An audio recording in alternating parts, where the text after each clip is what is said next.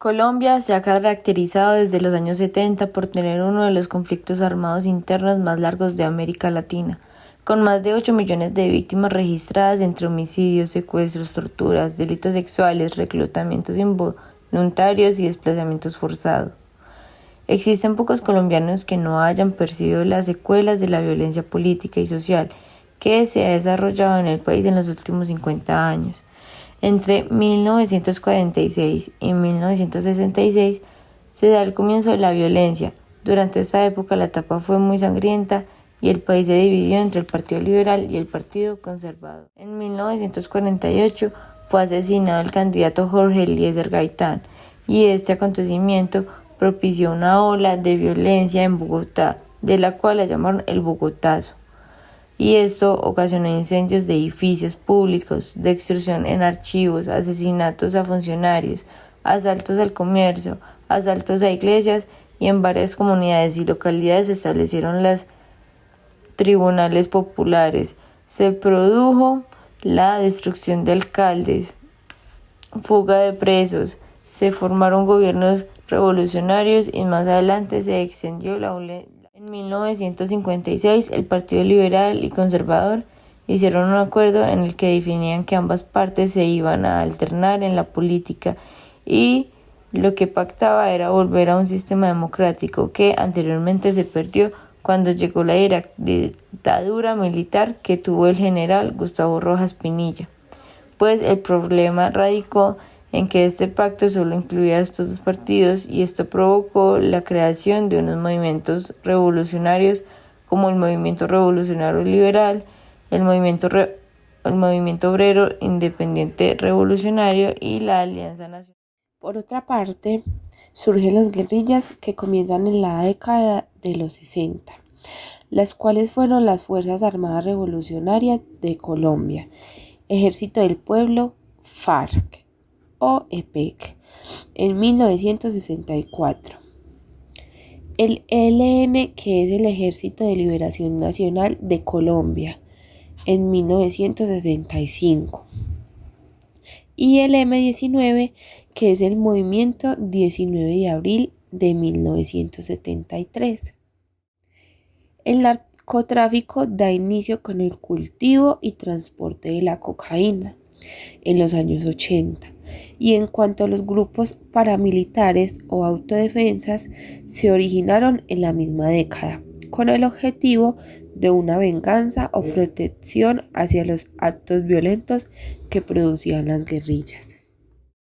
Los grupos de autodefensas son aquellos grupos a los cuales el Estado les dio la posibilidad de armarse para salvaguardar su terreno en función de una lógica contrainsurgente. A finales de los años 70, grupos de campesinos y narcotraficantes decidieron unirse para atacar a la guerrilla. No solo se denominaban grupos de autodefensa, sino grupos de limpieza social. En un principio, estos grupos que se armaban eran exclusivamente para realizar operaciones defensivas en caso de que grupos como las FARC o el ELN los atacaran. Los paramilitares fueron legales desde la Constitución de 1986, bajo el mando del presidente Rafael Núñez. La Constitución permitía que se crearan autodefensas bajo el mando de las fuerzas militares. El problema comienza cuando se crea jurídicamente la herramienta para crear grupos de autodefensa y no bajo el control de las fuerzas militares. Las relaciones clientelares que establecieron los grupos paramilitares con ciertos miembros de la clase política permitieron su infiltración en los gobiernos locales, en una especie de paraestado, en el que los límites entre lo legal y lo ilegal se difuminaron. Los paramilitares conocieron un desarrollo que, si bien fue instrumentalizado en algunas circunstancias, se volvió desafiante para las autoridades. En efecto, en lo cotidiano, las organizaciones se apropiaron de diferentes negocios y recursos e involucraron a amplios sectores de la sociedad de la guerra. En este contexto, sorprendió la decisión conectada por las máximas figuras paramilitares de entablar discusiones de paz llevada a cabo a la raíz de elección de Álvaro Uribe Vélez a la presidencia de la República en el año 2002. Las conversaciones permitieron oficialmente el desmantelamiento de casi toda la totalidad de los paramilitares, alrededor de 35.000 alzados en arma entre el año 2002 y 2005. Actualmente, a pesar de la desmovilización en 2005, los grupos paramilitares siguen controlando amplios territorios en los que el Estado colombiano no está presente y haciendo del terror un elemento cotidiano de la sociedad. El Estado ha estado como un intermediario entre sus reformistas y pacifistas para darles unas posibles soluciones al conflicto armado, pero esto hace parte de una estrategia para combatir el comunismo entre los años 1960 y 1970. Su origen es dado por los arreglos del Frente Nacional, que se hicieron para garantizar la participación de la violencia bipartidista. Uno de los arreglos fue otorgarles una relativa autonomía a los militares para el manejo del orden público. Por otro lado, el gobierno se jugó alguna de sus cartas en la negociación con la guerrilla, pero se guardó los ases para fortalecer como nunca antes las fuerzas militares, lo que fue posible a través de la aprobación del Plan Colombia, apoyado por Estados Unidos.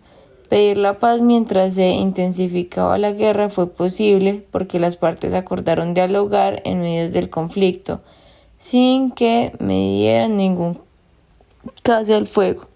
Cuando el proceso de paz fracasó, ya estaban sentadas las bases que harían posible por primera vez un consenso fuerte y prolongado entre las élites y la opinión pública alrededor de la salida militar del conflicto. Para finalizar, el Informe General del Centro Nacional de Memoria Histórico 46, la política de seguridad demográfica que implementó Álvaro Uribe Vélez durante sus 8 años de gobierno, significó una relativa recuperación de control territorial y un importante retorno al monopolio de la fuerza al ser desmontados los grupos paramilitares, aunque fuera parcialmente. No hay mayor reto en la vida de los colombianos que poner fin a la guerra que nos ha enfrentado.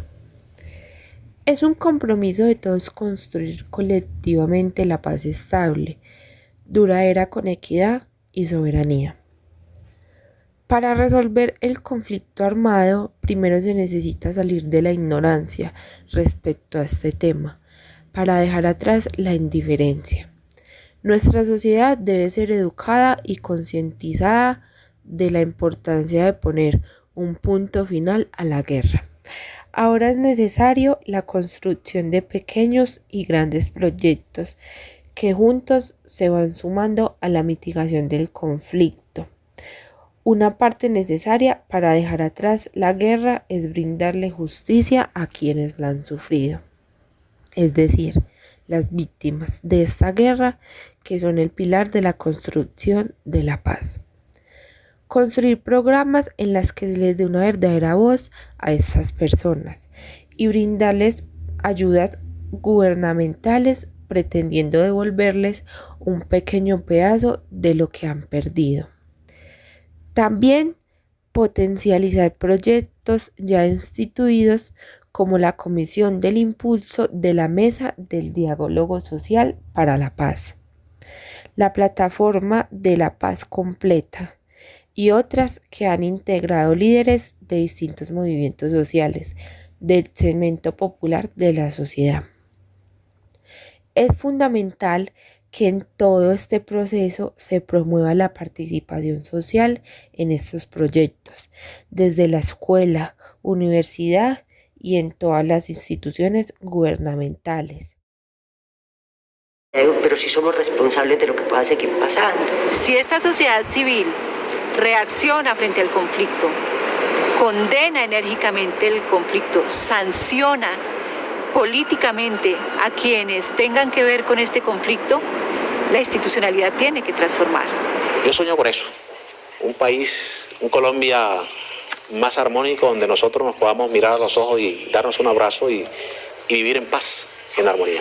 Préstame tus alas, escucha mi dolor, riega mi jardín.